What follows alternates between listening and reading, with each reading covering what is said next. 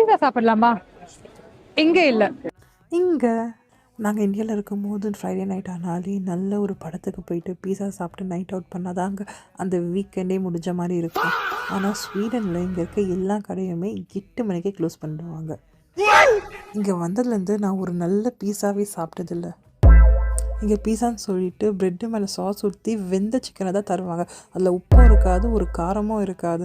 இதுக்காகவே நம்மளே ஒரு பீஸா செய்யலான்னு நாங்கள் முடிவு பண்ணோம். உங்கள்கிட்ட ஜஸ்ட் 3 திங்ஸ் இருந்தால் போதும்: மைதா மாவு, டொமேட்டோ சாஸ் அண்ட் சீஸ். நான் இங்கே மொசரெல்லா அண்ட் சேடார் சீஸ் எடுத்திருக்கேன். நான் இன்றைக்கி பன்னீர் பீஸா செய்யலான்னு முடிவு பண்ணியிருக்கேன். பன்னீருக்கு பதில் நீங்கள் சிக்கனும் செய்யலாம். நீங்கள் அவனில் ஒரு 15 மினிட்ஸ் வச்சுட்டு எடுத்திங்கன்னா ஒரு டேஸ்டியஸ்ட் அண்ட் வீட்லேயே செய்கிறதுனால விலை கம்மியான பீஸாவும் ரெடி.